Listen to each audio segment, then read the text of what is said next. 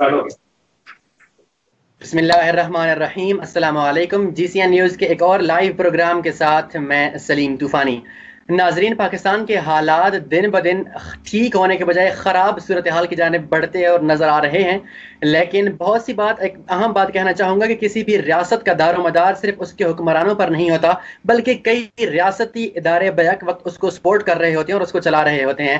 बात मुख्तसर कि पुलिस एक ऐसा इदारा है जिसके साथ हमें रोज़ाना और कई मामलात की वजह से वास्ता पड़ता है, चाहे हम सड़क पर हों या कोई हमारे साथ हादसा पेश आ जाए। लेकिन हम देख रहे हैं कि इस वक्त कराची में पहले 14 जनवरी को इंतजार का कत्ल होता है, फिर 18 जनवरी को नकीबुल्ला महसूद एक पुलिस मुकाबले में मारे जाते हैं, जबकि SSP राव अनवार इस वक्त मफरूर है।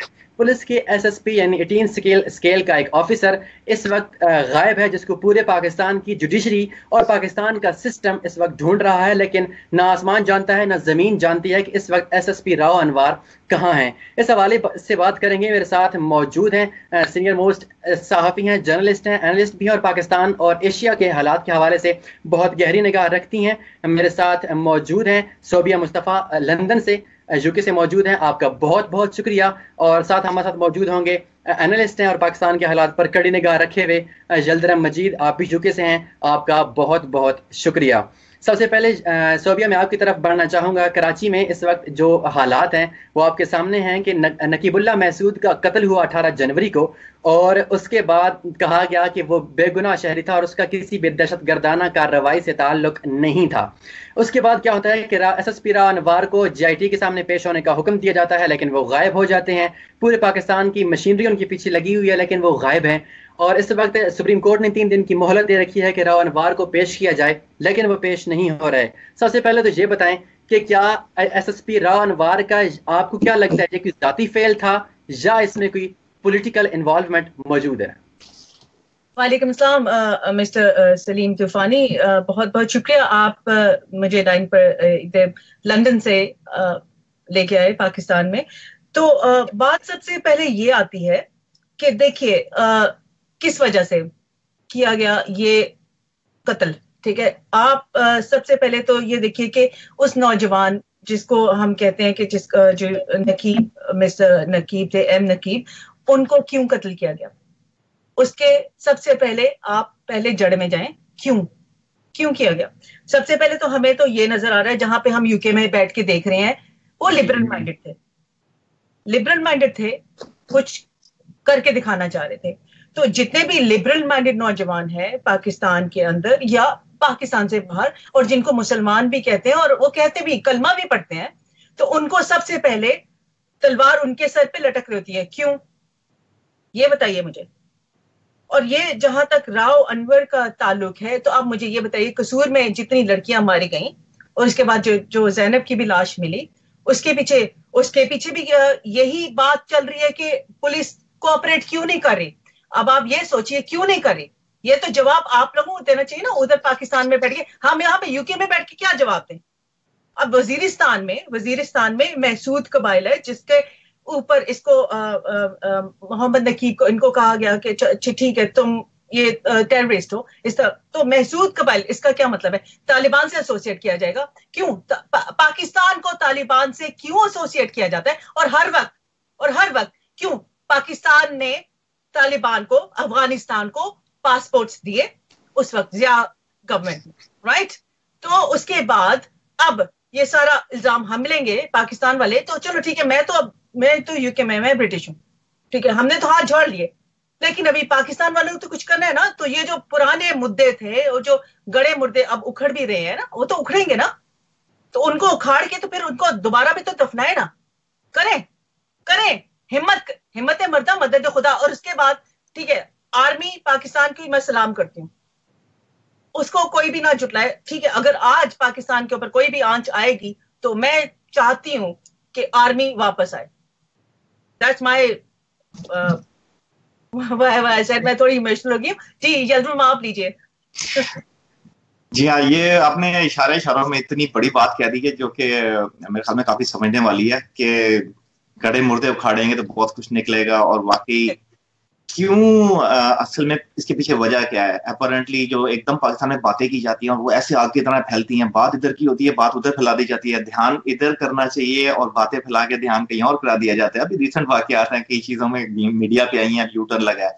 एंड ऑफ द डे आपकी बात बिल्कुल सही है कि देखना ये पड़ेगा कि क्यों करें। हाँ, ये आपने बड़ा वैलिड पॉइंट उठाया जिसमें ऑनेस्टली मेरा भी ध्यान नहीं गया था कि अच्छा वो लिबरल पार्टी का तो यस वहाँ पे मुलाइज्म का कुछ खतरा है। कुछ लोग जो लिबरल बात कर जाते हैं उनको मेरे ख्याल में बाज़ औक़ात नहीं देखा जाता सही बोल रहा है गलत बोल रहा है, मार देते हैं। कई जगह सही भी बोला जाता है लेकिन कानून तोड़ के उनको मार दिया जाता है, कानूनी कार्रवाइयाँ नहीं होती हैं, लोगों का अदम एतमाद है बहुत सारी चीजों पे। और उसकी मेरे ख्याल में ये वाली जो अभी रॉ वाला नकीब वाला मसला है, आई थिंक ये भी कोई मुझे सरप्राइज बिल्कुल हैरतमंद नहीं, मुझे हैरत नहीं होगी कि ये भी बिल्कुल बाल जो है ना जैसे मक्खन में से निकल जाता है ये भी निकल के गायब हो जाएगा, क्योंकि अथॉरिटीज अपना काम कर नहीं रही हैं। तो आखिर ये कैसे हो गया कि एक नन्ही बच्ची, और ये मैं मान ही नहीं सकता कि पाकिस्तानी पुलिस को ना पता हो कि पीछे कौन है। ये बात मानने की है ही नहीं। ये लोग इतने एफिशिएंट हैं, इनको हर चीज, हर महल्ले, हर चीज का पता होता है। तो आखिर इतना टाइम क्यों लग गया, क्यों इंसाफ नहीं मिल रहा? और ये नकीब वाली बात और जो इनकी है, तो मैं 100% एग्री करूंगा कि उसके पीछे जब गड़े मुर्दे उखाड़ेंगे तो बहुत सारी और चीजें निकल आएंगी, तो उसका दबाना जो है वो डेफिनेटली जो है वो बहुत जरूरी है। और पाकिस्तान से जहां तक निकलने का सवाल है, आपको पता है वहां से कौन नहीं निकल सकता और कौन नहीं आता। कितने वीक सिस्टम है, कहाँ पे किस तरह रिश्वतें ली जाती हैं, लोग किस अपनी आईडी चेंज करते हैं और क्या कुछ हो रहा है वहां पर।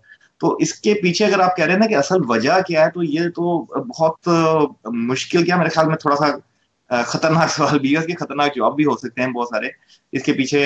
क्योंकि कुछ लोग ऐसे हैं कि जिनके बहुत बड़ी शख्सियत के कत्ल के इल्जाम है उनके ऊपर, वो गड़े मुर्दे निकल सकते हैं कि शायद मुर्साको भुट्टो के कत्ल के मामले में भी शायद सेम बंदा इन्वॉल्व हो, और शायद बेनजीर के कत्ल में भी सेम बंदा इन्वॉल्व हो। तो ऐसी चीजें जब सामने आने लगे तो क्या रास्ता रह जाता है क्रिमिनल्स के पास? नहीं, वो या तो उसको निकाल दें या उसको निकाल दें दुनिया से या मुल्क से। तो ये तो हमारा एक जाती मौकफ है जो हम दूर से बैठ के देख रहे हैं।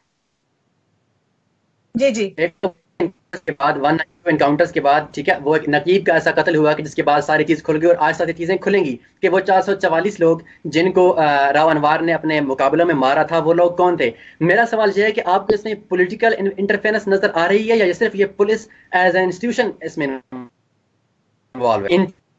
अब जारी बात है, पॉलिटिकल इंटरफेरेंस के बगैर पुलिस भी तो कुछ कर नहीं सकती। पुलिस को भर्तियां किसने करवाई हैं? जिसकी हुकूमत आती है वो अपनी मर्जी के बंदे वहां पे भर्ती कराते हैं। ये बात तो सारों को मालूम है। अगर हमसे एग्री नहीं करेंगे तो हम अपने आप से झूठ बोल रहे हैं। तो अगर आप ये समझें कि पुलिस जो वो विदाउट पॉलिटिकल इंटरफेरेंस कोई काम करती है, तो मेरा जवाब उसमें मैं उसे मानने को तैयार नहीं हूँ ज़हनी तौर पर, कि जो मतलब प्रैक्टिकली वहां पे हो रहा है कि पॉलिटिकल इंटरफेरेंस हाँ मेरे ख्याल में बहुत ज्यादा होती है, और सिर्फ पुलिस का बर्ताव भी चेंज होता है। ये बात मेरे मानने की, जो मेरा आंखों देखा हाल है। तो सोबिया मुस्तफा शायद इस पे और भी कोई पॉइंट देना चाहेंगी? जी, देखिए, ठीक है, हम पाकिस्तान में बॉर्न हुए थे, ठीक है। अब अल्हम्दुलिल्लाह जहां अल्लाह ने रिस्क लिखा है वहां पे जाना होता है। लेकिन पाकिस्तान में मैंने ये देखा है कि पुलिस जो है काफी हद तक कोऑपरेट कर सकती है, लेकिन उन्होंने उस वक्त ये मुद्दा उठाया था कि जी हमारी तनख्वाहें जो हैं वो इतनी नहीं है और हमें इतना, हम अपने बीवी बच्चों का पेट नहीं पाल सकते। उन्होंने ये मुद्दा उठाया था उस वक्त।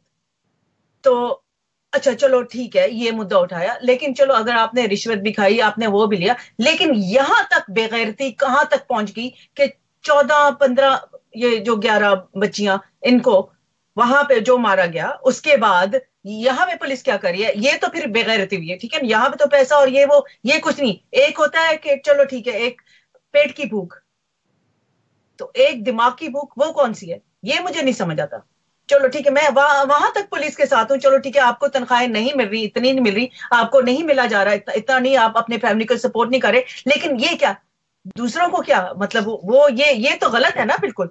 यहाँ पे तो पुलिस को, यहाँ पे पुलिस को आगे बढ़ के करना चाहिए, लेकिन वो नहीं कर रहे, वो नहीं कर रहे, जिस वजह से हमें बहुत ज्यादा दुख हो रहा है। ये पाकिस्तान की पुलिस को उनका I'm sorry to say they're not participating in what they're doing. Their duties, they're not doing their duty right. तो क्वेश्चन इज कि वही, जैसे मैं कहूंगा कि क्या इसमें, मेरा तो बिलीफ ये कि इसमें पॉलिटिकल इंटरफेरेंस हो रही है। आपका इसके बारे में क्या ख्याल है Sobia? Obviously there is political interference. हमारा यही इत्तेफाक है। अगर आप, मैं I would talk to you about, I would say, एक अभी मूवी आई है वरना, उसमें आप देखें वजीरिस्तान के ऊपर है।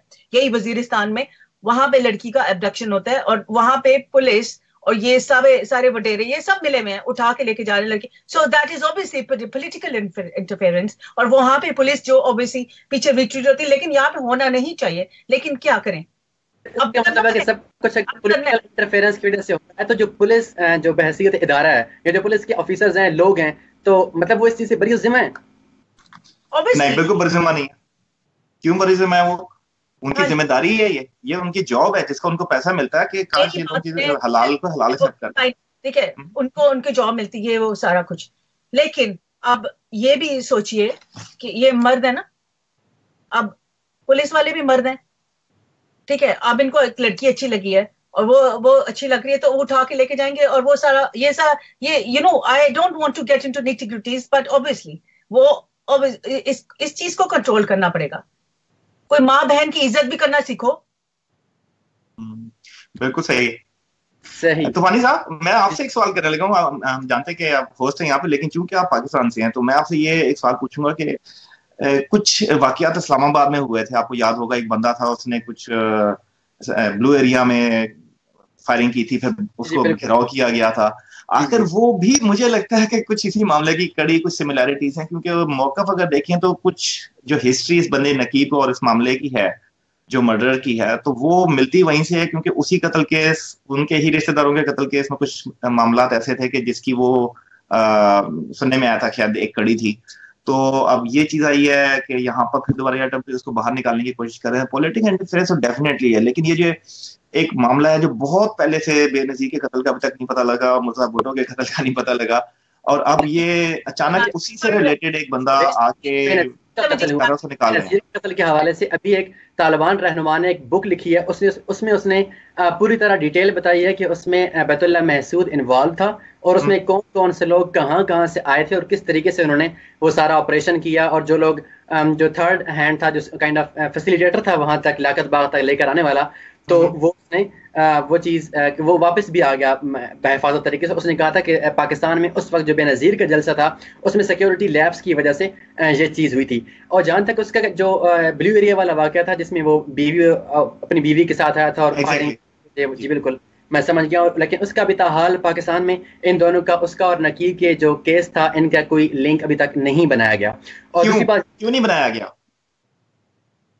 मतलब कि इनके कोई लिंक बना नहीं कि उसकी रिश्तेदारी की वजह से ऐसा हुआ या कुछ और। ये तो एक कहा जा रहा है कि इसको तकरीबन 3 जनवरी को इसको उठाया गया था, नकीबुल्लाह महसूद को साथ इसके 3 लोग और भी थे, जिनको अब बाद में रिहा कर दिया गया है, ठीक है। और उन्होंने आगे से कहा कि जहां हम कैद थे वो एक निजी टॉर्चर सेल था, ठीक है, और उसमें 47 लोग और भी थे, जहां से नकीबुल्लाह को निकाल के उस दिन कत्ल किया गया, साथ 3 लोग और थे, और जो नकीब के साथ उठाए गए थे उनको मार दिया गया है। अब सवाल जहाँ ये मैं आपसे पूछना चाह रहा हूँ कि आपको क्या, यहाँ पे बहुत डिफरेंट थीरीज हैं कि वो भाग गए, फरार हो गए निजी तैयारे से, या कुछ लोग कह रहे हैं इस्लामाबाद में। यूके में इस वक्त क्या खबरें चल रही हैं पाकिस्तान के हवाले से कि राव अनवार, क्योंकि वहाँ पे ज़्यादा खुली बैठक होती है पाकिस्तान के लिहाज से, कि वहाँ पे राव अनवार पाकिस्तान से फरार होने में कामयाब हो गए हैं या नहीं हुए? अगर आप मुझे ज़ाती तौर पे पूछें तो मेरे ख्याल में उसको फरार हुए तो थोड़ा टाइम हो जाना चाहिए अभी तक। अगर वो वाकई इन्वॉल्व है तो वो तो वहां पर नहीं होगा। खासतौर पे अगर इनका लिंक आपस में निकलता है कि सेम पार्टीज किसी तरीके से सेम फैमिली से और उनके मर्डर केसेस में इन्वॉल्व हैं, तो फिर तो सवाल ही नहीं पैदा होता, एक तरह से मानने की बात नहीं कि वो पाकिस्तान में होंगे। ये बात मुश्किल है माननी। सही। सोबिया, क्या कहेंगी आपके पास अगर कोई न्यूज़ हो पाकिस्तान के हवाले से? राव अनवार कराची में है या नहीं है, पाकिस्तान में है या नहीं है? जी, जैसे यलड्रम ने कहा है कि ऑब्वियसली मैं तो यही कहूंगी कि लगता वो यही है कि हम कंफर्म हम नहीं कह सकते, टू बी ऑनेस्ट। वो लगता यही है कि पाकिस्तान से उनको निकाला गया, क्योंकि जो उनके कॉन्टेक्ट्स हैं, जो उनके लिंक्स हैं, जैसे ये सारे लिंक्स एंड सोर्सेज बता रहे हैं कि obviously he is not in Pakistan. This is what I would say. और वो अपनी आईडी पे ट्रैवल भी उन्होंने नहीं किया होगा, ये भी मैं आपको बता दूं। हाँ, वो तो फिर ऑब्वियस सी बात है। और दूसरी बात, उन्होंने इस्लामाबाद एयरपोर्ट से फरार होने की कोशिश की थी, लेकिन वो यहाँ के लोगों ने नाकाम बना दी। अब उनका उसके बाद किसी निजी तैयारे से आउट हुए या नहीं हुए, इस हवाले से डिफरेंट थीरीज चल रही हैं। पाकिस्तान में पुलिस के सिस्टम को ठीक किया जा सकता है यलदरम? देखिए पुलिस जी, आपका बहुत एक इम्पोर्टेंट क्वेश्चन है, और जैसे सोबिया ने इसको पॉइंट आउट किया, बहुत वैलिड पॉइंट आउट किया कि यहाँ की पुलिस ऐसा क्यों नहीं करती, वहां की क्यों कर रही है। देखें बाद में आप अपने पुलिस सिस्टम को देखेंगे तो 1800-1700 के लॉज अभी तक चल रहे हैं, कोई रिफॉर्म्स उनमें अभी तक नहीं हुए। वही लाठीचार्ज, वही अंग्रेजों का सिस्टम जो उस टाइम पे गुलामी के लिए बनाया गया था कि नीचे के लोगों को कंट्रोल में कैसे रखना है। उस वक्त एजुकेशन लेवल क्या था लोगों के, डेमोक्रेसी की लिमिट्स क्या थी, बहुत सारी चीजें थी जो सिस्टम के साथ साथ बाकी मुल्कों ने उनको रिफॉर्म किया है। लेकिन पाकिस्तान की पुलिस आपकी वहीं पे घिसी पटी उसी पुरानी चीजों को लगी हुई है। तालीम बढ़ चुकी है, लोगों का ट्रेंड चेंज हो चुका है, लाइफस्टाइल डिफरेंसेस आ चुके हैं। अब जैसे सोबिया ने ये कहा कि वहां पर वुमेन की रिस्पेक्ट नहीं है, क्यों नहीं है? क्योंकि उसके ऊपर पुलिस की मेरे ख्याल में कोड ऑफ कंडक्ट में कुछ ऐसी चीज नए जमाने के लिहाज से फ्रीडम लॉज ऐसे इंटीग्रेट नहीं किए गए हैं।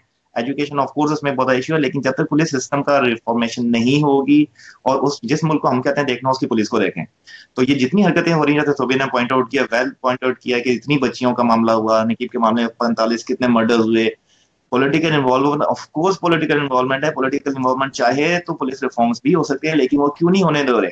क्योंकि अगर उनकी अपनी गर्दन फंसती है इसमें। जब पुलिस अपना काम ठीक करेगी, करप्शन कम होगी, तो करप्शन करेगा कौन? इस मुल्क में लोग करप्शन करने से पहले 2 बार सोचते हैं, 10 बार सोचते हैं।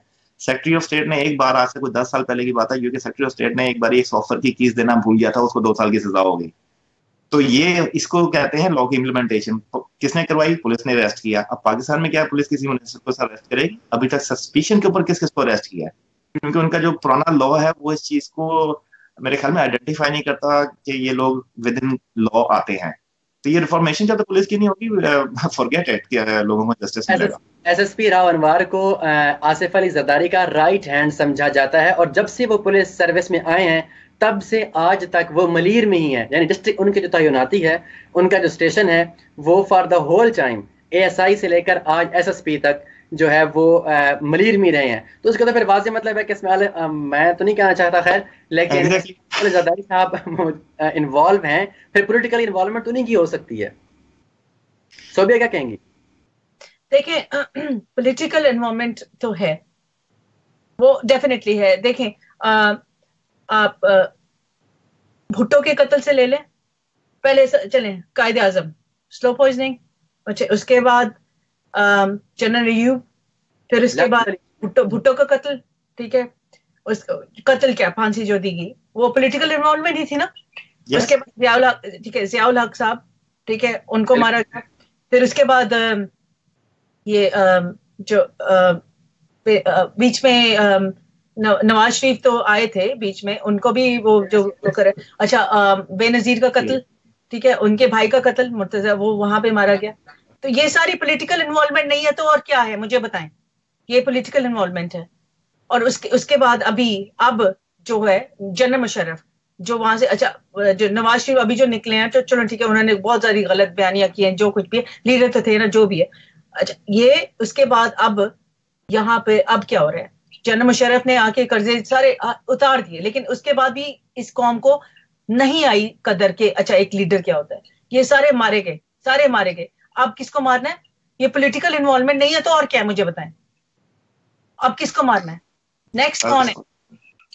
नेक्स्ट।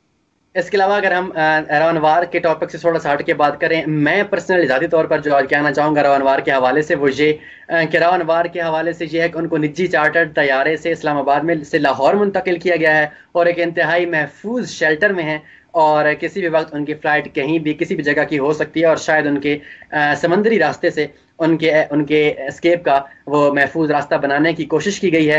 लेकिन अब देखते हैं कि वो यहाँ पाकिस्तान से निकल पाते हैं या नहीं। सुप्रीम कोर्ट ने भी जो 3 दिन की डेडलाइन दी थी उनको पेश करने की, उसका भी आज यानी कि कल तक आखिरी दिन है। सिर्फ 24 आवर्स से भी शायद 22 या 21 घंटे रह गए होंगे। जल्दरा, मैं आपसे सवाल करना चाहूँगा, ज़ैनब कत्ल केस के हवाले से भी हम थोड़ी सी बात कर लेते हैं। ज़ैनब कत्ल केस में जो एक कलियां खुलती जा रही हैं, कोई समझ नहीं आ रही। एक बंदा पहले पकड़ा नहीं जाता, फिर उसके बाद एक मुजरिम गिरफ्तार हो जाता है, गिरफ्तार होने के बाद फिर शाहिद मसूद साहब का तज्जिया आ जाता है, इंकशाफ आ जाता है 37 अकाउंट्स पर, उसको भी वो चीज़ आ जाती है कि वो भी इन्वॉल्व नहीं है, जबकि इमरान खुद सारे वो तस्लीम कर लेता है कि जो कुछ हुआ कि मैंने उसमें कत्ल भी किया, रेप भी किया। क्या कहते हैं, किस तरफ जाता ये केस आपको लगता है, ज़ैनब कत्ल केस? ये आपको शायद याद होगा, हमारा जो पिछला लाइव इंटरव्यू हुआ था, तो उसके फौरन बाद कुछ हमारे आपस में कुछ हमने राय शेयर की थी, और मेरी पहली राय ये थी कि मेरे ख्याल में अगर तो वाकई में ही इनके पास सबूत थे या हैं, तो इतने एजुकेटेड बंदे को, इंटेलेक्चुअल बंदे को लाइक नेशनल मीडिया पे आके ये बात नहीं करनी चाहिए कि जी मैं 2 दिन के बाद कोर्ट में जा रहा हूँ। ये तो आप एक तरह से अपने आप को खतरे में डाल रहे हैं। इमरान खतरे में नहीं आया, ये आया तो जब इसने बयान दिया तो आपको याद होगा हमने मैसेजिंग की थी कि अब ये मामला आगे नहीं जाएगा। इसमें सिर्फ क्रिमिनल इन्वॉल्व नहीं है, ऑफकोर्स क्रिमिनल पैनिक होंगे और वो कुछ भी करेंगे, और अगर वो पावरफुल हैं और उसमें पॉलिटिकल इन्वॉल्वमेंट ऑब्वियसली है, लोकल उसको नाम मालूम हो ये हो नहीं सकता, तो वो एकदम पैनिक हो गए, कुछ भी करेंगे इसको रोकने के लिए। और ये एकदम अचानक 2-3 दिन में हाइप क्रिएट हुई है और उनकी स्टेटमेंट चेंज हुई है, अचानक रोला आया, उनको देखा है वो मंडे को नहीं पहुंच पाए एज पर हिज इनिशियल जो उनकी डेट थी, तो वो सब रुक गई है। नहीं कल उनकी डेट है, लेकिन आज उनको शायद सजा हो जाएगी कि वो नहीं दे सक रहे। तो ऐसे एकदम हपड़ दपड़ में चीजें कैसे कंट्रोल हुई, ये तो वन साइड हो गई। सेकंड चीज ये हुई कि बैंकों के नाम आए हैं और बैंकों के साथ डायरेक्ट पंगा लेने वाली बात है ये कि आप किसी बैंक का नाम लेके उसमें से अकाउंट डिटेल्स की बात कर रहे हैं किसी की। ये तो आपने समझ लें आपने बैंक की रोजी रोटी पे लात मार दी है। एक बैंक कैसे बर्दाश्त करेगा कस्टमर प्राइवेसी इश्यूज पे कि उनकी कस्टमर की प्राइवेट इंफॉर्मेशन वो इस तरह विदाउट अथॉरिटी आम लोगों तक पहुंच के टीवी पे पहुंच रही है। अगर मैं मुख्तसर बात करूं तो आप डॉक्टर शाहिद मसूद के इंकशाफात जो उसको सपोर्ट कर रहे हैं। देखें उनके पास हम बॉडी लैंग्वेज से अगर बात करते हैं एक जनरल कॉमन सेंस में और एक बंदे का बैकग्राउंड देखकर बात करें तो मुझे ये शायद कहते हुए डाउट नहीं होगा, मैं उनको डाउट नहीं करूंगा, उनके पास डेफिनेटली कुछ था जरूर। लेकिन जब उन्होंने ये अनाउंस किया था ना कि मैं ये देने वाला हूँ जिस कॉन्फिडेंस से, तो वहां से हमें आइडिया होगा था कि अब जो है ना मामला कहीं और कहीं से इनको प्रेशर कुछ ना कुछ आएंगे, ये मंडे को नहीं पहुंच सकेंगे। हमने शर्तें लगाई थी सब आपस में और मेरे ख्याल में शायद यही हो रहा है कि कल मंडे और नहीं पहुंच सकेंगे। मैं कुछ कह सकती हूँ? हाँ सभी आप इस बारे में क्या कहना चाहेंगे इस डेवलपमेंट के हवाले से? कहना चाहती हूँ जी, डॉक्टर शाहिद मसूद बहुत एजुकेटेड और बहुत इंटेलेक्चुअल जर्नलिस्ट हैं, ठीक है, वो हम भी हैं और हमने भी बहुत दफा माफिया की वजह से बहुत सारी रिपोर्ट्स कट डाउन की हैं, ठीक है। हमारे पर भी प्रेशर पड़ा है कि जी आपने ये रिपोर्ट नहीं लॉन्च करनी, क्यों? क्योंकि पीछे माफिया। तो यही मैं कहूंगी डॉक्टर शाहिद मसूद के, तो माफिया पीछे है तो फिर ठीक है, मैं बोल रही हूँ माफिया ने प्रेशराइज किया, वो नहीं बोल सकते, तो उनको भी अपनी जान प्यारी, क्यों मरना है उन्होंने? नहीं, जब उन्होंने अपने शो में एक बात कह दी, ठीक है, उन्होंने खुद कहा था कि साकिब निसार साहब आप सुमोटो एक्शन लें। मैंने भी बहुत सारी बातें कही अपने शो के अंदर और मैंने बहुत सारी रिपोर्ट्स की, लेकिन कल को मेरे सुपरवाइजर ने मुझे कहा देखो ये रिपोर्ट जारी करोगी मरोगी, करनी है करो। मैं कहा सर नहीं मरना, ठीक है, यही होता है। उन्होंने भी यही कहा नहीं मरना। तो मतलब कि आप इससे सॉरी मैं तुम्हारे साहब आपसे, बल्कि मेरा एक क्वेश्चन ये है कि इनकी बात भी बिल्कुल वैलिड है और आपको भी मालूम होगा कि वहाँ पे या तो पैसा चलता है पाकिस्तान में, अब जारी बात है, या तो अचानक जर्नलिस्ट अचानक ने अमीर के आंसू हो गए, कैसे हुआ? या तो पैसा चलता है या तो गन चलती है। तो अब शाहिद मसूद साहब ने जो बात एक नेशनल टीवी पे आगे नहीं बड़ी कर दी, तो आपके ख्याल में उनके ऊपर प्रेशर नहीं पड़ेगा? और वहाँ ऐसी जगह पर रहते हुए जहाँ पे बंदे गायब हो जाते हैं अचानक, तो कुछ मैं तो उनको ब्लेम उस मामले में नहीं कर सकता, जाती तौर पर मैं देखूं तो नहीं करूंगी क्योंकि हम इन चीजों से गुजरे हुए हैं। लेकिन आज वहां पे सुप्रीम कोर्ट में उनके साथ 10 सीनियर सहाफी भी मौजूद थे, जो मर्जी मौजूद हो, लेकिन जिसने जो करना होता है ना वो करके जाता है, जो मर्जी। ये तो आपको भी पता है, जो मर्जी मौजूद हो। तो आप ये कह रहे हैं हम इस चीजों से गुजर के जा चुके हैं कि अब शाहिद मसूद इस हवाले से कोई सबूत फर्दर पेश नहीं करेंगे। ये बड़ा मुश्किल का सवाल किया आपने, मेरे ख्याल में बचे नहीं होंगे। नहीं मेरा, हाँ एग्जैक्टली, सबूत गायब हो गए होंगे अब तक। ये बात मेरी ज्यादा पे ये है कि जैसे उन्होंने अनाउंस करने की गलती की है ना, सबूत सारे थे। बैंकों की बात करते हैं तो वो अपनी इज्जत बचाने के लिए किसी को ऐसे लीक आउट नहीं करेंगे। अगर आप डार्क वेब की बात कर रहे हैं, डार्क वेब, तो डार्क वेब एक बड़ी मैं टेक्नोलॉजी का बंदा हूँ। आपके सिंगर जो हैं जिनको वहां पे कराची में सरेआम मार दिया, जो आखिरी साबरी कबाल थे, मारा गया ना, अमजद साबरी। हाँ अमजद साबरी मारा गया ना, हाँ या नहीं? हाँ जी बिल्कुल जी। तो अब ये बाहर निकलेंगे, ये जो कुछ भी बयान देके आएंगे, क्या मरेंगे नहीं? तो मुझे मेरा नाम चेंज कर देना अगर ये इस तरह के बयान देके, उसके बाद बच जाएंगे अगर से कायम रहे। अच्छा एक बात आपने और किसी बीच में रह गया, अब टेक्नोलॉजी की बात करते हैं कि स्टेट बैंक ने जो है ना कोई एक चीज इशू की है, लेकिन जहाँ पे हमने डार्क वेब पे लास्ट शो किया था, तो डार्क वेब एक टेक्नोलॉजी का एरिया जो कि मेरा 1980 से एक एरिया टेक्नोलॉजी का, और बैंकिंग के हवाले से हम लोग हैकर्स को पैसे दे के हैकिंग करवाते थे। उसको बोलते हैं एथिकल हैकिंग, ताकि अपने सिस्टम की वीकनेसेस का पता लगे और हम उनको सिक्योर करें, क्योंकि सिक्योरिटी, कस्टमर की, क्लाइंट की सिक्योरिटी, प्राइवेसी, बैंकिंग ट्रांजैक्शन, पैसा, यानी मैं, मेरे ऊपर एतबार कर रहे हैं, मैं बैंक हूं तो लोग मुझे पैसा देंगे ना, मेरे पे एतबार नहीं, पैसा क्यों देंगे? उनकी ये इज्जत का मसला नहीं, उनके बिजनेस का मसला आ जाता है। तो आपके ख्याल में डार्क वेब जिनके पास ऐसी टेक्नोलॉजी है जो इन सारी चीजों को बाईपास कर रही है, और हाँ अभी भी कोई बैंक 100% नहीं कह सकता वो सिक्योर है, तो क्या मैं जाती तौर पे कहूंगा कि अगर स्टेट बैंक का सिस्टम हैक नहीं हुआ और करंट टेम्पररी तौर पर उनकी रिपोर्ट से अफेक्ट नहीं हुई, अगर सिस्टम की बेस पे रिपोर्ट की बनाई गई है, तो मेरे ख्याल में मैं उसको भी चैलेंज करने को तैयार हूँ। टेक्नोलॉजी वाइज ये बिल्कुल पॉसिबल, अगर टेम्पररीली कोई चीज है, कोई उन तक इन्फॉर्मेशन पहुंची ना हो। इसमें बहुत सारे बैंक भी इन्वॉल्व हो सकते हैं, उनकी इज्जत का मसला है, इसमें डार्क वेब भी इन्वॉल्व हो सकता है, क्योंकि वो टेक्नोलॉजी में 2 हाथ इनसे आगे हैं। तो इसके बहुत सारे जाविये हैं, इसमें हम किसी को ये नहीं कह सकते कि किसी एक ने किया। हो सकता है कि इंसानों ने अपनी अपनी बचाने के लिए थोड़ी जोर लगाया, तो आखिर में क्या होना है, बेचारे शायद मसूद साहब जिन्होंने कुछ चीजें डॉक्टर साहब ने बोली हैं, उनके हाथ से चीजें छीन ली गई हो या हटा दी गई हो, ये बिल्कुल पॉसिबल है। और प्रेशर, जैसे सोबिया ने कहा, वो ऑन टॉप, वो तो 100% है कि उन्हें बात उन्हें बोल दी है, लोग पैनिक हो चुके हैं, तो इसलिए उनके लिए तो शायद यही बेहतर है कि इस वक्त वो या तो खामोशी तारी हुई उन्होंने की हुई है, लेकिन उन्होंने माफी नहीं मांगी है, उन्होंने अभी तक माफी नहीं मांगी है, तो यानी कि उन्होंने सर मैं आपको एक एग्जांपल देना चाहती हूँ, सिर्फ एक एग्जांपल। भुट्टो, जुल्फिकार अली भुट्टो बहुत बड़ा लीडर था पाकिस्तान का, जिस टाइम पे उसको फांसी दी जा रही थी, उसको जिस टाइम पे फांसी दी जा रही थी, पूरे पाकिस्तान के अंदर कर्फ्यू नाजिल किया गया था कि जी कर्फ्यू, और वो क्या, ज़िया-उल-हक की तरफ से कर्फ्यू। और वो भुट्टो लीडर ऐसा था जिसने पाकिस्तान को उठा के यहाँ पे लेके गया। उसके बाद उसने सोचा था मेरी अवाम बाहर निकलेगी और मुझे बचाएगी। आप क्या, अवाम क्या, एक परिंदा बाहर नहीं निकला। कर्फ्यू जब नाजिल हुआ था, सड़कों के ऊपर सिर्फ और सिर्फ वीरानी थी, और क्या हुआ, उसको फांसी दी गई। कौन निकला? बुज़दिल अवाम। पाकिस्तान की अवाम अगर आज नहीं उठी तो कल भी नहीं उठेगी, परसों भी नहीं उठेगी। आज इस अवाम को उठना होगा, इसको अवाम को उठना पड़ेगा, उनको शऊर हासिल करना पड़ेगा यहां से, ठीक है? यहां से उठो, लड़ो, मरोगे, लड़ोगे तो कुछ भी हासिल होगा, वरना इस तरह पड़े रहोगे लाशों की तरह, तो फिर लाश की तरह दफनाए भी जाओगे। बिल्कुल। ज़ैनब कत्ल केस को आप फॉलो यकीनन कर रहे होंगे जल्द रम, उसकी जो तहकीकात हो रही हैं, JIT बनाई गई, सब कुछ, उससे मुतमईन हैं या लगता है कि उसमें कुछ लैप्स उसमें हो रहे हैं? मैं तो कहूँगा टोटल लैप्स है, 100% लैप्स है। इतने दिन हो गए हैं और पुलिस को ये नहीं पता किसने किया है। कम ऑन यार, मजाक करने वाली बात कर रहे हैं, मुझे हंसी आ रही है। तस्लीम कर ली है। आपको DNA जो 10 लड़कियों के जिसने उसको रेप किया है, 10 लड़कियों के DNA एक ही बंदे का है, एक ही बंदे का DNA है वो, राइट? 11वीं लड़की जिसकी लाश जो भी मिली है, वो DNA एक ही बंदे का। तो कैसे हो सकता है कि वो पुलिस क्यों नहीं पकड़ पा रही? वो DNA तो एक ही है यार। बहुत तो कौन इन्वॉल्व है इसमें, पुलिस या पॉलिटिशियन?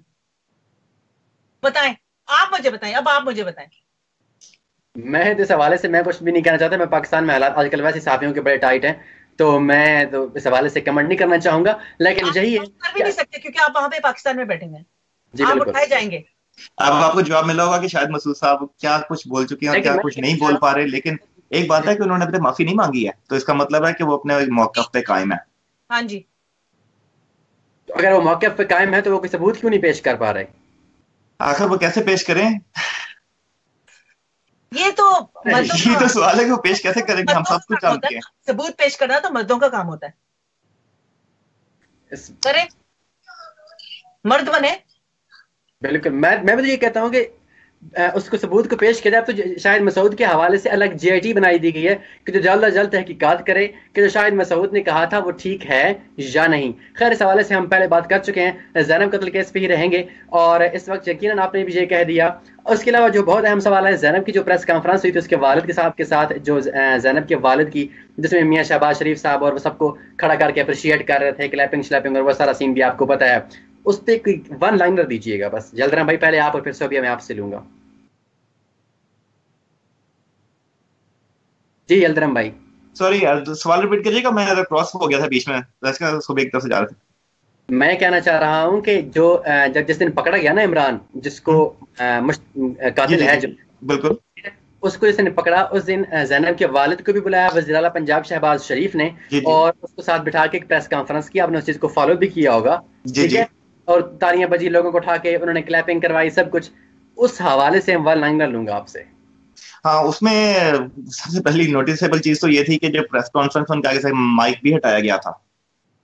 और बड़ी मजे की बात है कि एक लाइव कैमरे में इतनी ऐसी क्या और इतनी बड़ी शख्सियत एकदम किसी मतलब आम इंसान का माइक उसके आगे से हटा दे। ये बात तो मुझे मतलब पहला झटका तो यही लगा था कि ये इतना क्या इस आम आदमी से खतरा हो गया कि इसके आगे से माइक ही हटा दिया जबरदस्ती कि बोल ना कुछ पाए कुछ। ये एक ऐसी चीज है कि जो एक आम आदमी की भी नजर से जो है ना बची नहीं है। बिल्कुल, एक आम जो इंसान की नजर थी उसमें इसको ज्यादा पेचीदा बना दिया इस मामले को। एग्जैक्टली बंद किया जाना। बिल्कुल, वो विक्टिम का वालिद है, वो वहां पे कुछ बोलने आया है और आपने उसको पहले शटअप कॉल दे दिया। क्यों? आपके शायद एजेंडे से मैच नहीं करती है क्या? ये आपने किया कैसे? ये तो हमें आज तक इस बात का हमें इसका जवाब चाहिए वज़ीर-ए-आज़म पंजाब से कि आपने उसका माइक रोका क्यों था वहां पर, उसको बोलने क्यों नहीं दिया गया? ये तो जुल्म के ऊपर जुल्म करने वाली बात है। जो ऑलरेडी विक्टिम है उसको विक्टिमाइज करने वाली बात है। वो जो बोलना चाह रहा है उसको बोलने दे। अब चीफ जस्टिस ने सुनने में आया कि अपना नंबर दिया, मुझसे बात करो। यार ये क्या हो रहा है? ये क्यों हो रहा है? एक बंदे को, एक बच्ची को इंसाफ नहीं मिल रहा तो कल किसकी बच्ची को हम इंसाफ मिलेगा? कितने बच्चे कत्ल हो चुके हैं? क्या ये मामले इस तरह चलते रहेंगे और कौन रोकेगा इसको? अगर इस बार इंसाफ नहीं मिला, यकीन करेंगे तो सारे बच्चों के लिए बुरी खबर है पाकिस्तान की। बिल्कुल। सो अभी आप उस पर वन लाइनर देना चाहें तो जरूर। जी, वन लाइन में मैं यही कहना चाहती हूँ कि I am sorry, he is just sleeper cells. जैसे स्लीपर सेल्स होते हैं ना, जिसको इस्तेमाल किया जाता है, मेरे ख्याल में गलत बंदे को गलत जगह पे पेश किया जा रहा है। और आई डोंट थिंक कि वो पीछे कुछ और है, पूरी ऑर्गेनाइजेशन है कुछ और है यहाँ पे। ये आप इमरान को मुलविस समझती नहीं है? नहीं, अगर एक बंदा आगे आता है एज कि मैंने ये किया तो ऑब्वियसली उसका भी गुनाह तो बनता ही है, लेकिन ऑब्वियसली पीछे ऑर्गेनाइजेशन कोई और है। ये आपने बड़ा मुश्किल सवाल किया कि वाकई, सॉरी मैं इंटरप्ट कर रहा हूं, कि उसने किया है कि नहीं। आपको पाकिस्तान में मालूम है कि सिर्फ ऐसे बहुत लोग हैं जो अपने आप को पेश कर देते हैं अपनी वफादारियों की वजह से, फैमिलीज की वजह से, पैसे की वजह से। तो इसमें क्या ना कि वो वाकई है मुश्किल। हाँ, उसने किया, लेकिन उसका भी गुनाह बीच में बनता है, लेकिन ऑब्वियसली पीछे कुछ और है। पीछे डेफिनेटली कुछ और है। तो छोटा सा मोड़ है बीच में, बहुत छोटा सा मोड़ है। बहुत मोड़ है, छोटा सा मोड़ है। तो क्या लगता है कि वो जो असल ऑर्गेनाइजेशन है, ऑब्वियसली असल गैंग यहाँ पे बैठ के हम लोग यूके में बैठ के सिर्फ शतरंज नहीं खेलते, हमें और भी बहुत सारी चीजें आती हैं। जी जी बिल्कुल। तो जो उसके पीछे लोग मुलविस हैं, जिनके हाथ में था इमरान, वो लोग कभी बेनकाब हो सकेंगे या नहीं हो सकेंगे? मुलविस, एग्जैक्टली, दैट्स द वर्ड। क्या कहती सोफी आप इस बारे में? मैं आपसे पूछ, ये आपने ऐसा सवाल किया ना कि इसके बारे में हमें भी सोचना पड़ रहा है कि सच बोलेंगे तो लोगों को दुख होगा।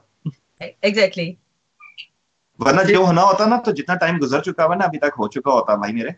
देखें, आप यूके के जर्नलिस्टों से बात करेंगे जो हम पाकिस्तान से ऑब्वियसली पाकिस्तान से ताल्लुक रखते हैं या बॉर्न हुए या इधर, लेकिन हम लोग बात जो करते हैं ना वो बिल्कुल डिफरेंट तरीके से बात करते हैं। हम पाकिस्तान में उसकी पॉलिटिक्स के अंदर और उस तरह से हम उसके दबाव में नहीं है। हाँ, उस प्रेशर में नहीं है। और हमने, मैं एक बात कहती हूँ, सब आपको प्रेफर करते हैं, बहुत आजादी। एक पैगाम मैं पाकिस्तानी कौम को देना चाहती हूँ, अल्लाह को जान देनी है, शैतान को नहीं। ठीक है, ये याद रखना। हम भी आपसे पॉइंट ऑफ व्यू इसीलिए लेते हैं कि जो पाकिस्तान में जर्नलिस्ट मौजूद हैं, जर्नलिस्ट ना हो, कोई अगर कोई पॉलिटिकल एनालिस्ट है, उस पर अपनी पॉलिटिकल पार्टी का जो है वो उस पर प्रेशर होता है। अगर कोई एनालिस्ट है, कोई जर्नलिस्ट है, वर्किंग जर्नलिस्ट है, उस पर भी 1000 किस्म के प्रेशर्स होते हैं।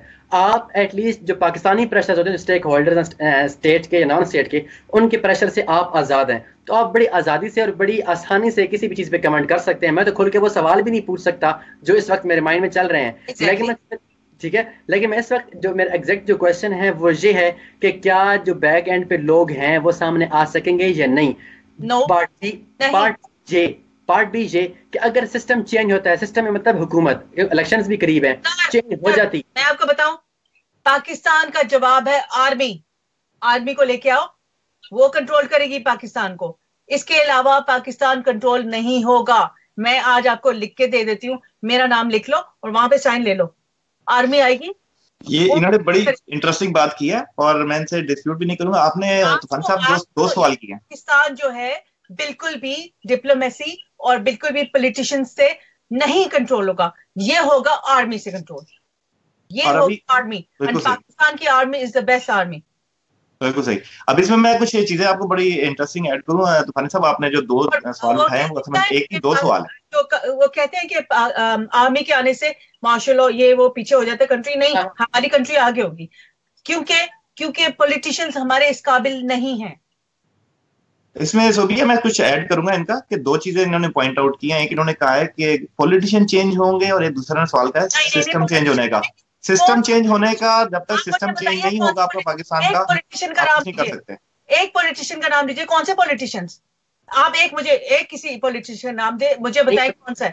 जैसे अभी अगर PMLN की गवर्नमेंट है, अगर नेक्स्ट में PTI तहरीक इंसाफ आ जाती है, अच्छा, उसी सिस्टम पे तहरीक इंसाफ कौन? वो बर्गर खाने वाले बच्चे, वो जो उनके जो सपोर्टर्स हैं, वो रात को 12 बजे सोते हैं, दोपहर को 12 बजे उठते हैं, वो वाले?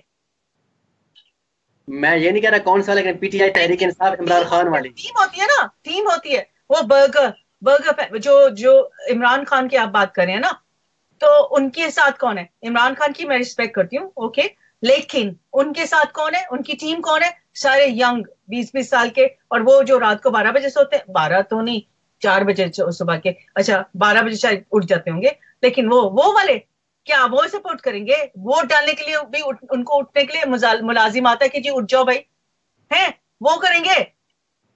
और जो इमरान अपना जो नवाज शरीफ तो वो सारे अनपढ़ जमात, ठीक है, तो कौन पीछे रह गया? Army. General Pervez Musharraf was a good leader, I am saying that. मैंने देखा है, ठीक है, मैं I'm a न्यूज रिपोर्टर, मैं किसी को वो I am not a pro of someone, लेकिन मैंने जो देखा है ना, उसने कर्जा भी सारा उतार दिया, ये वो he is a good leader यार। तो ठीक है, आप लोग आर्मी को लेके आओ, आर्मी हमेशा अच्छी। तो चलो जियाउल हक को मानते हैं, उसने थोड़ा वो डिक्टेटरशिप की, भुट्टो को मारा, ये किया वो किया, गलत, ठीक है, लेकिन मुशर्रफ ओके। उसके बाद आप आगे आर्मी, पाकिस्तान की आर्मी जो है इस वक्त पता है वर्ल्ड में कौन से पांचवें नंबर पे है, और इंडियन आर्मी है छठे। तो बल्कि नंबर 1 कहते हैं। इस मुल्क को संभालना है ना भाईजान, इस मुल्क को संभालना है, तो आर्मी को लेके आओ, मैं तुम्हारे हाथ जोड़ रही हूँ, ये लो। वो बात आपकी ठीक। और मैं मुशर्रफ आर्मी पे या मुशर्रफ का आपने ज्यादा नाम लिया, उन पे कोई कमेंट नहीं करना चाहता कि उन्होंने किसी का कत्ल किया या नहीं किया। बुगजी भी आपके सामने है, लाल मस्जिद का सामने है आपके सामने, बहुत डिफरेंट चीजें हैं पाकिस्तान में। परवेज मुशर्रफ को लेके भी मतलब वो एक इतने नहीं है, डिफरेंट ऑपरेशन हुए, टेररिज्म उनके दौर में आया, ड्रोन अटैक उनके दौर में शुरू हुए, डिफरेंट चीजें हैं। लेकिन ठीक है, आपका पॉइंट ऑफ व्यू था, वो हमारे सामने आया। मैं इस चीज पे कोई मतलब इस तरह काउंटर बात करना शुरू कर दूं तो फिर बहुत सारी चीजें आ जाती हैं। जलदरम क्या समझते हैं फिर, इसका हल क्या है? इसमें सोबिया से एक बात मैं आपको पिक करूंगा कि जो उन्होंने आर्मी की बात की, आप देखें सिस्टम चेंज मांगता है जी, ये बोलिए 10 मिनट। अगर जुलाई में हमें एक पाकिस्तानियों को क्या उम्मीद होती है? जरदारी की हुकूमत थी, हमें उम्मीद थी यार अगले इलेक्शंस में किसी और की आएगी, चीजें चेंज हो जाएंगी, वो भी नहीं हुई, उस तरह किसी नहीं हुई। अब कुछ लोगों के लिहाज से चेंज हो गई हैं, कुछ लोगों के लिहाज से नहीं हुई, और अप टू द मार्क नहीं हुई जो एक बड़े आप स्क्रीन पे उनको देख सकें। उसके बाद दोबारा जुलाई में इलेक्शंस होंगे, इंशाअल्लाह होंगे। अब उसमें पता नहीं क्या खिचड़ी पकेगी, लेकिन जुलाई में मुतवक्किल है कि इलेक्शंस होंगे। उसमें अगर फिर PTI आ जाती है, फिर भी आप कहते हैं कि चेंज नहीं आएगा, फिर कैसे आएगा? नहीं आएगा। देखिए बात ने, हम बात कर रहे हैं एक प्रोविंस की नहीं बात कर रहे हैं, हम पूरे मुल्क पाकिस्तान की बात कर रहे हैं, ठीक है, कि KPK में अच्छा चल रहा तो जी पंजाब में क्यों नहीं चल रहा? तरक्याती काम पंजाब में, लाहौर में खाली तौर पे हो गए, बाकी मुल्क आपका क्या यतीम है? इस तरह की बातें जो है ना, हमें करने से पहले ये देखना चाहिए। सभी की बात सही है कि आर्मी जब आती है तो क्यों चीजें ठीक होती हैं? क्योंकि आर्मी कंट्री वाइड कंट्रोल करती है, प्रोविंशियल वाइज कंट्रोल नहीं करती। ये बात बड़ी सोचने वाली है, और बहुत बारी बारी से सोचें कि अगर पाकिस्तान का सिस्टम जो है वो चेंज नहीं होगा, आप जो मर्जी पार्टी ले आए, मैं आपको लिख के साइन करने को तैयार हूं कि आपकी कोई चेंज नहीं आएगी। सारी पार्टीज फेलियर शो कर चुकी हैं, प्रूव हो चुकी हैं, सारी पार्टीज फेल हो चुकी हैं, क्योंकि आपका सिस्टम करप्ट है, पुराना है, ऑब्सोलीट है। उस सिस्टम को रिप्लेस करने के लिए मेरे ख्याल में बेस्ट इन्होंने जो भी सजेशन दी है, जो कि मैंने पहले नहीं सोचा था कि यस आर्मी थोड़े से टेक ओवर करे, सिस्टम नया नीचे बिछाया जाए, फिर उसके हवाले किया जाए। सिस्टम ठीक होगा भाई, इस तरह की चीजें करने की जरूरत नहीं करेगा। इन मुल्कों में क्यों जरूरत नहीं करते? क्योंकि सिस्टम यहाँ का ठीक है, और वो कंट्री वाइड है, प्रोविंशियल वाइड के छोटी छोटी जगहों के लोगों के बडेरों के कब्जों में नहीं है। आप दोनों के सजेशन के हवाले से अगर आर्मी के लिहाज से बात की जाए तो पाकिस्तान में आई थिंक 95% लोग इस चीज के अगेंस्ट है, ठीक है। बात मेरी मुकम्मल होने दीजिएगा। यहाँ पे मतलब आर्मी के अगेंस्ट है, मुझे बताइए 95% अगेंस्ट है, और 95% में से कितने सारे एजुकेटेड हैं? एग्जैक्टली, बताइए। एजुकेट, देखिए मेरी बात सुने, अगेन जिनके वोट नहीं खरीदे गए वो कितने हैं? मैं यहाँ पे आपको पाकिस्तान को रिप्रेजेंट नहीं कर रहा, मैं आपको एक पाकिस्तान की जो आप पाकिस्तान को रिप्रेजेंट ना करिए, मुझे ये बताइए एग्जैक्टली प्लीज, हाँ या ना, और फैक्ट्स एंड फिगर्स दीजिएगा। पाकिस्तान में कितने सारे परसेंट, अभी 95% आपने जो फिगर बोली है ना, तो उसमें से कितने सारे एजुकेटेड हैं? प्लीज मुझे फिगर दीजिए। पाकिस्तान के एजुकेटेड जो लोग हैं, अगर आप एजुकेशन, अगर आप अपने लिहाज से देखते हैं यूनिवर्सिटी एजुकेशन तक, तो वहां पे शायद 20% लोग पहुंच पाते हैं। पाकिस्तान में पहले तो वैसे ही 70 या 60% तक लोग जो हैं वो एजुकेशन की तरफ जाते हैं, और उसमें से 15 to 18% लोग यूनिवर्सिटी तक पहुंचते हैं, उससे पहले फारिग हो जाते हैं। वो बात अपनी जगह पर मौजूद है, ठीक है, लेकिन लोगों का ये कहना है अगर आर्मी रही, जनरल अयूब खान रहे, उसके बाद ज़ियाउल हक रहे, 15% जो एजुकेटेड नहीं है, जो वोट डालने में नहीं जाते, अच्छा आप उनकी बात वो तो कर ही नहीं रहे, जो अनएजुकेटेड हैं, जो जिनको पता ही कुछ नहीं है, ठीक है, उनकी बात करें आप। चले मैं इसमें साहब सर मैं इंटरप्ट कर रहा हूं आपको थोड़ा सा, मैं आपकी अगर आर्मी भी रही, देखें ज़ियाउल हक था पॉलिटिकल, मेरी बात सुने, अगर ज़ियाउल हक भी थे, पाकिस्तान में गन का कल्चर आया, अगर मुशर्रफ थे, आर्मी की आप बात करती हैं, क्योंकि ये लोगों का जहन है, जो हम यहाँ लोगों का रोज बात, जब हम कहते हैं कि आर्मी को आना चाहिए, जो हमें जवाब सुनने को मिलते हैं, मैं आपको वो बता रहा हूँ। मैं अगर आपको थोड़ा फैक्ट देने लगा हूँ, देखिए बात सुने, मेन चीज जो है ना, जैसे उन्होंने कहा कि आप फैक्ट्स एंड फिगर्स पे बात करें, लोगों के सामने आप हकाइक नहीं रखेंगे तो लोग तो मिसलीड होंगे ना। जितना फौजी दौर रहा है, अयूब के जमाने में एक्सचेंज रेट क्या था, हमारी करेंसी क्या थी, मैं भी जानता हूँ, आप भी जानते हैं, बिल्कुल ठीक है। जनरल जिया के जमाने में करेंसी क्या थी हम भी जानते हैं, आप भी जानते हैं।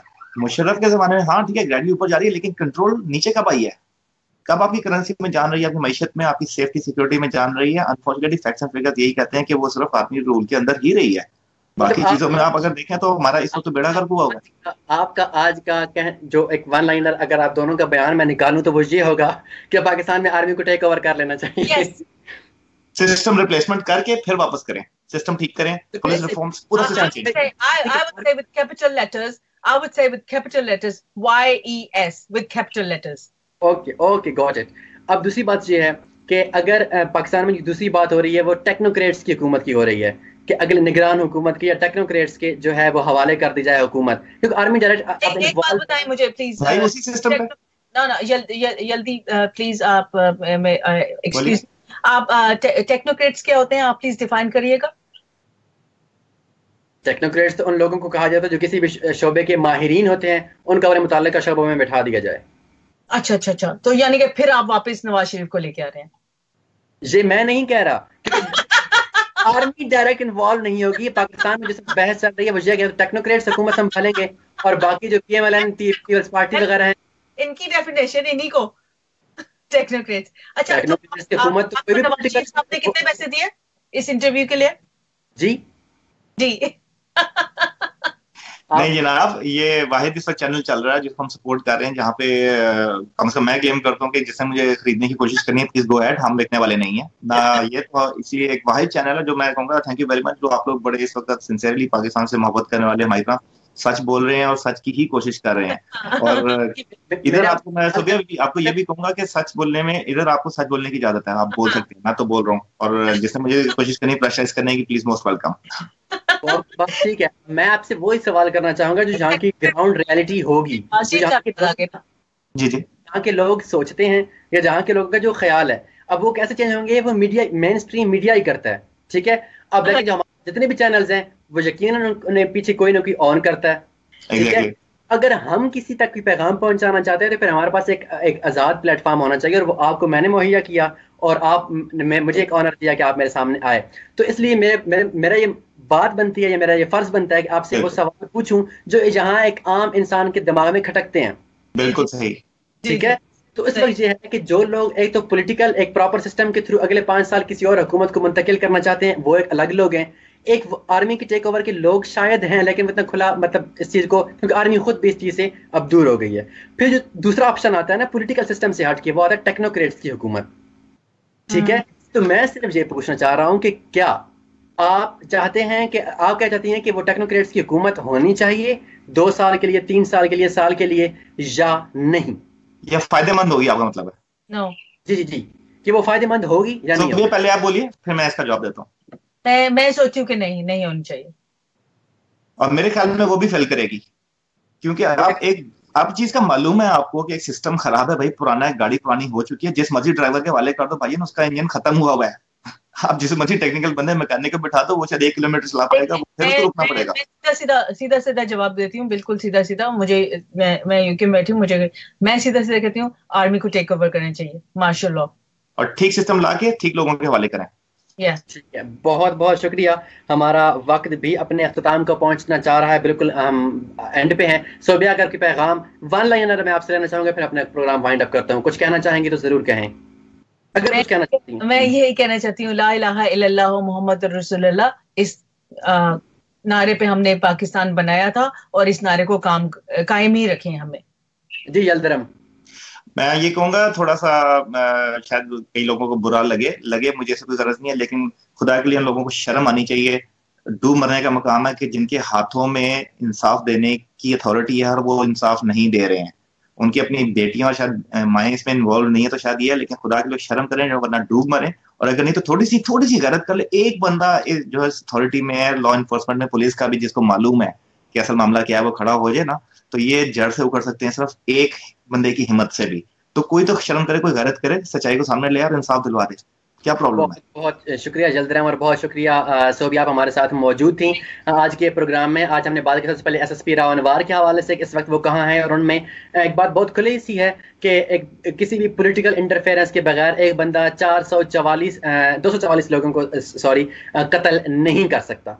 Exactly. उसकी वो चीज़ अपनी जगह पे मौजूद है। उसके पास ज़ैनब कत्ल केस के हवाले से, क्योंकि वो केस दिन ब दिन पेचीदा होता जा रहा है। पेचीदगी की बहुत सारी वजूहात हैं। अगर हम डॉक्टर शाहिद मसूद की उस चीज़ को निकाल भी दें, उनके इंकशाफात को, उसमें एक बहुत बड़ी पेचीदगी ये भी है कि पुलिस ने जो इमरान नामी इंसान गिरफ्तार किया गया, बंदा गिरफ्तार किया गया, उसने 8 बच्चियों के साथ ज्यादती का एतराफ़ किया। लेकिन इससे पहले ईमान फातिमा का जो कत्ल हुआ था, उस पर पुलिस एक बंदे को पुलिस मुकाबले में मार भी चुकी है कि, और ये बात कही गई कि उसने, मुदस्सिर नामी शख्स था वो, कि उसने उसका रेप किया और कत्ल किया, जबकि बाद में इमरान उस बात का वो कर रहा है, उसकी जिम्मेदारी ले रहा है। तो बात यह है कहने की कि इसमें पुलिस का कितना कसूर है, ये सारी चीजें सॉर्ट आउट होनी चाहिए। आखिर में पाकिस्तान के पॉलिटिकल सिस्टम की बात की, सोबिया और जल्दरम का वोट यही है कि आर्मी को टेक ओवर करना चाहिए, उससे पहले कोई हल नहीं है। लेकिन मैं सिस्टम चेंज करें। अवाम हमेशा से ताकत रही है, जो आपका फैसला होगा वही कौम का फैसला होगा। कौम का फैसला हमने और आपने ही करना है। आज के शो के लिए इजाजत दीजिए, अपना ढेर सारा ख्याल रखिएगा। अल्लाह हाफिज। अल्लाह हाफिज।